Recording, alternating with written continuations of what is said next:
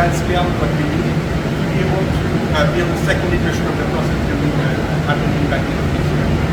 So here you have like the larger reactor, you have the refractory, we're containing inside that reactor right now. It is operating, so we're containing liquid metal, liquid electrolytes, we're passing currents, and you have the oxygen evolving right in front of it. This is the noise it's making, this is our holidays next to it, this is what the calculating the CO2 look like. So one of the primary things we're using, this is actually part of the process. So this is iron ore. That comes directly from a mine.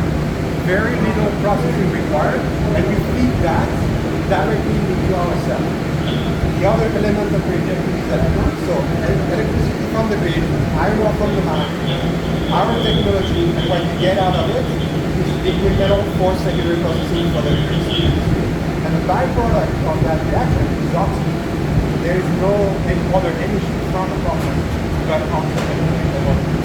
So very simple. The black box around both alongside the electrode is rather simple, and it can connect to existing infrastructure that is already in place. Electricity, the grid, mining industry for the iron ore batteries, and everything. Yeah, access for the government reactor. What it's done is collecting the sample, and then that sample is actually coming out of the system. But we have to get a little quantity of metal inside that small gun, and then you also have the electrolyte convention. That's coming out at 600, close to 600 Celsius. It's going to cool down. We're going to do the analysis, and then we can know exactly what it is. Composition of the metal producing our electrolyte evolving. So we have a full control of the process. So that's what the metal contains silicon. The reason why that reactor is an industrial reactor is that because here you can see part of it, we now are attacking a system of the multiples. So we can pass electrons, we can feed, we can produce metal, let the metal accumulate for a while. When we have the right quantity, we can actually drill. We have the prototype just doing that. We collect it, and then when we get the metal out of it, and we'll start again, it's a process. One aspect why I think that reactor is great, that all units working together.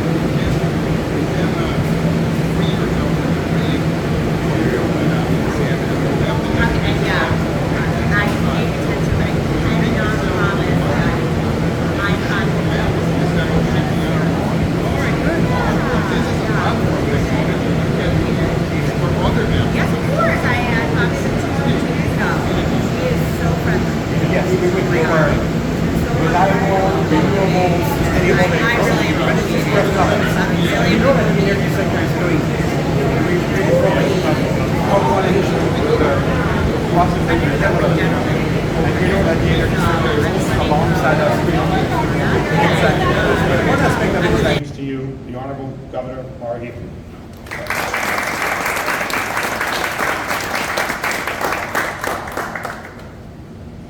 Thank you so much, Mayor Concannon. It is great to be here in Woburn. Go Tanners. Wonderful to be joining you alongside members of the City Council and Economic Development, and of course our wonderful colleagues in the legislature, Rep. Rich Haggerty, Rep. Michelle Chicola. Thank you so much for your partnership, and thank you very much for inviting us here today. To Tadeo and all the folks at Boston Metal, this was a really special tour, really special visit, really special things happening here. So I want to thank Tadeo, Fernanda, and Katie Ray from the Engine for all they do in partnership to make things like this possible right here in Massachusetts.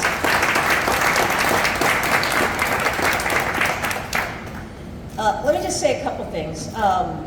First of all, I want the public to know, you probably didn't realize, do you know that steel was first manufactured in the United States of America in Massachusetts. Before the United States was the United States, we were making steel here, the very first place in what is now the United States to do so. So it's only appropriate on the eve of the 250th anniversary of the Revolution that we be here today in Woburn celebrating Boston Metal, which is an incredibly innovative company that will change the world by innovating how we produce steel here and around the world in a way that will help us decarbonize and address what we need to address when it comes to climate change. So if there's any takeaway, I want people to know that kind of innovation, it's been happening for 400 years right here. It continues to happen and it continues to evolve right here in Massachusetts. It's something we're very proud of, and it's something that our administration is leaning into. I am so grateful to be able to work with incredible people in this administration. I want to begin by acknowledging our Secretary of Economic Development, who you'll hear from, Yvonne Howe. Yvonne and her team, Undersecretary Ashley Stoba, our Deputy Undersecretary Gabby Goldstein, have been leading the charge on economic development in the state, including helping us to file our recent Mass Leads Act, which makes a huge investment in climate tech. I also want to thank Secretary of Energy and Environmental Affairs, Rebecca Tepper, for her work in partnership, our CEO of the Massachusetts Clean Energy Center, Emily Reichert, for her innovation and leadership, and all members of our administration. This truly is a team effort. And the way we tackle and solve the most significant challenges that we confront as a nation and as a world is by this kind of leadership. Our Clean Energy Center, our economic development, our energy and environmental affairs teams, all working together in partnership with a legislature who understands it, in partnership with municipal officials, in partnership with organizations like the Engine, helping to seed so much in terms of investment and innovation. So today is a special day. I saw something very special. The making of decarbonized steel, green steel. It's possible. It's possible. The modern world we know is built from steel. It's a $1.6 trillion industry worldwide. It also generates 8% of CO2 emissions. So this is a truly revolutionary technology. And it's being invented, developed, and demonstrated right here in Woburn. It's a perfect example of how Massachusetts innovators are solving the world's biggest challenges while creating jobs and opportunities here. It's also why climate technology, climate innovation is central to our goals for economic development and growth in this great state. The Mass Leads Act is all about strengthening our innovation leadership and creating great jobs and growth in the process. It will invest in every sector of our economy and in every region. It will also do other things to shore up our leadership in life sciences and to do more work in applied AI. But this climate tech, this climate innovation, I talk to governors all over the country. I can tell you there is no state better positioned to lead when it comes to climate tech and innovation than Massachusetts. We have the special sauce of research, of developers. We're #1 per capita in venture funding. People understand the importance of addressing the climate through innovation and through technology. We've got the talent, we've got the workforce partnerships, we've got the educational institutions and the workforce pipelines. We also have a lot of folks who know how to commercialize something and scale something up. So this is our next big mission as a state: climate tech and climate innovation. Massachusetts will lead, and the country and the world will be better for it. Other states are also competing. California, New York, Colorado, Texas, West Virginia, they're investing, and they're looking to invest more. But we want us, Massachusetts, to win. This is ambitious, but this is what we do in Massachusetts. We celebrate our innovators, we invest in them, and we build a kind of better future together.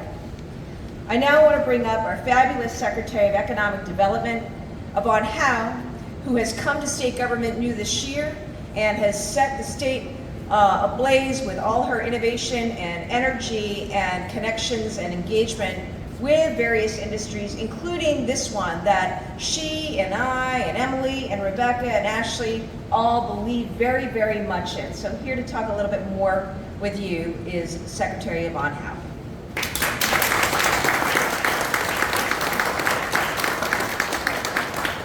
Thank you so much, Governor, for all of your leadership and inspiration and support. And everyone who knows me knows I talk a lot about Team Massachusetts, and I wear my bracelet all the time. I'm so grateful and proud to be here today because this is the best of Team Massachusetts at work. We have our incredible legislators, our partners in the State House. We have our incredible local team, our mayor. We have incredible investors, and I will just brag for one moment. Before coming into the state, I had an entire career in the private sector, including at a very small startup. Katie Ray at the Engine was our first angel investor, and we would not have survived without her constant guidance and wisdom and encouragement. So you have an awesome partner here, and we're so grateful to have the Engine here. And amazing companies and scientists, and our amazing cabinet with Secretary Tepper and our amazing quasis with Emily here at the Clean Energy Center. So we have an awesome Team Massachusetts. And I was here for the first time a year ago, and I was blown away. It's one of my favorite visits that I've had because actually, how many people here have ever been in a traditional steel factory? So maybe unknown fact about me. I went to graduate school for economics, and I did my dissertation for my master's degree on steel factories in China. So I'm very old. So in 1996, I went to China and spent time at Angang and Baogang. You been there? Oh, yes. Okay, so if you've been to Angang or Baogang, especially in 1996 in China, let me just describe what that looks like to you. You walk into, it's an entire steel town. It's a huge site. When you start getting close to the town, you know you're nearing there because you can't see anymore. The air is completely polluted with soot. When you step out of the car, you're kind of covered and you start to cough because you can't breathe. Then you go inside the facility and there's tons of people running around.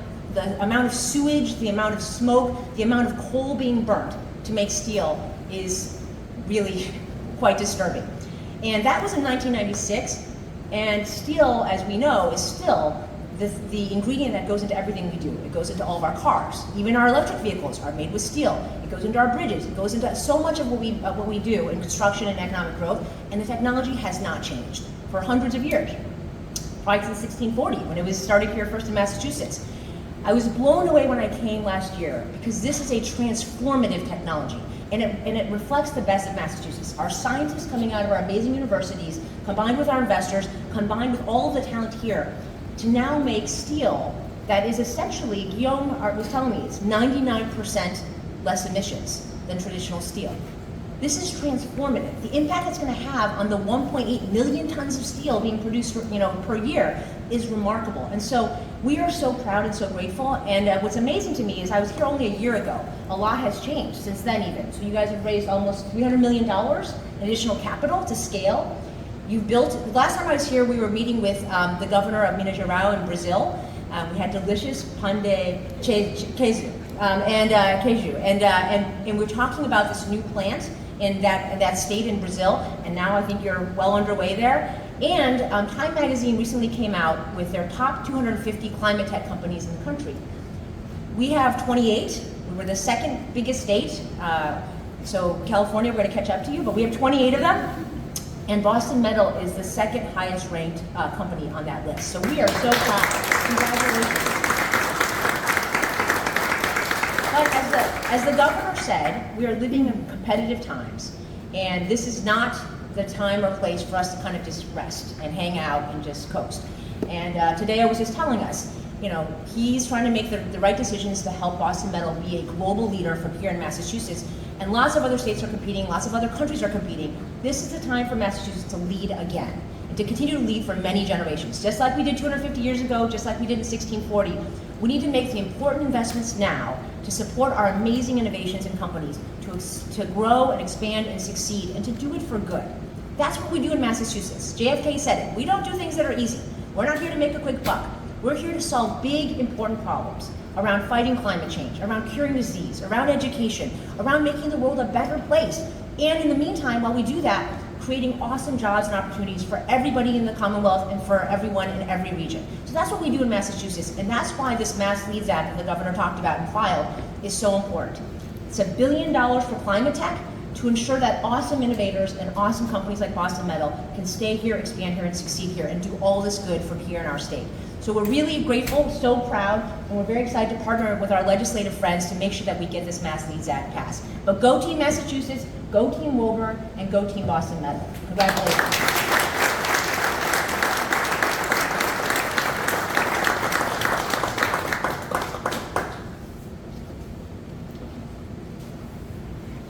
It is an incredible moment for us at Boston Metal, and I want to compliment the governor, and by doing so, I compliment all the authorities and friends here today with us.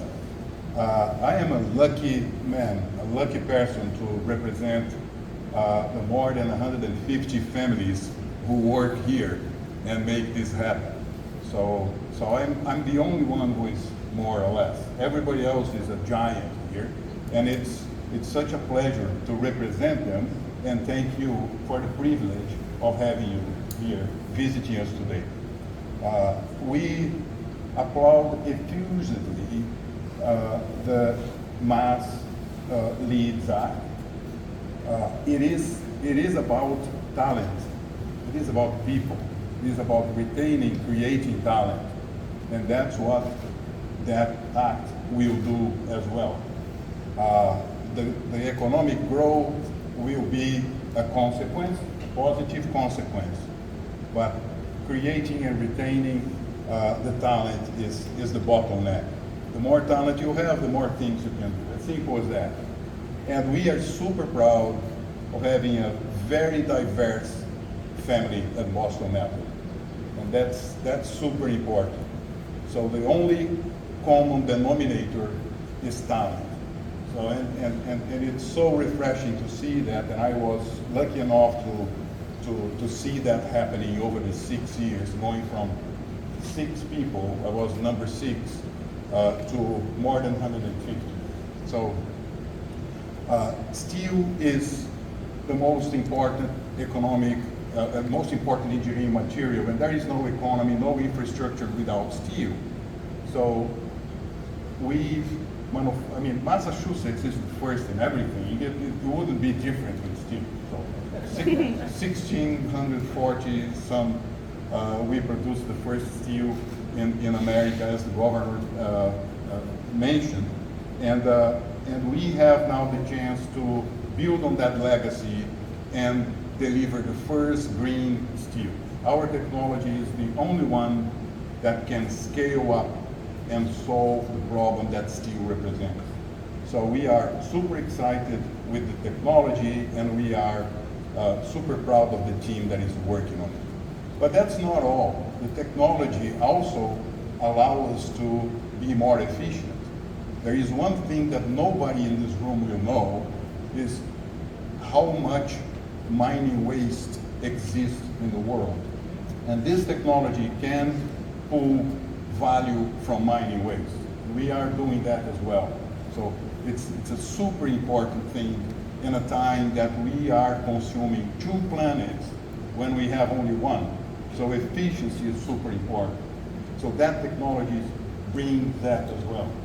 So we are super happy. I could go on and on forever here. So I don't want to bore into that. I can't thank you enough for coming here, visiting us, and sharing your time with us. And I would love to ask Katie Ray to say a couple of words, because she's been with us since the beginning. And it's so great. Thank you. Thank you today. Okay, so I just have 2 things that, like, so many incredible things were already said, but there are a couple that I think are really important. Number 1, this company spun out of MIT. MIT is a very important university, but all our universities, think about what happens at UMass Lowell, think about what happens at Northeastern. That is such a core factor in our ability to think really, really big and invest in companies like this and then grow them here. So like, I love that. And the reason Tadeo is here, and we are so lucky to have him as the CEO, is that he came to teach. He was like, I'm gonna kind of semi-retire and teach. Within 6 months, he was working 100 hours a week trying to pull this company up by its bootstraps. So it is that. And then I don't think we could be luckier with our team Massachusetts, our governor, our secretaries, the whole legislature, and the fact that we are gonna push into clean tech and really grow these industries here.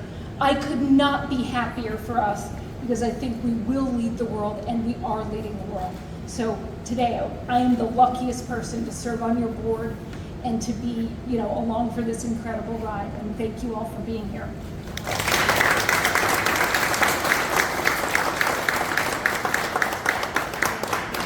Thank you, Tadeo. Thank you, Katie. Thank you, everybody. 3. I want to say Boston Metal on 3. 1, 2, 3. There we go. Perfect. And for this gentleman here. Oh, good. Good? Oh, you got it? Yes. Very good. Thank you, everybody.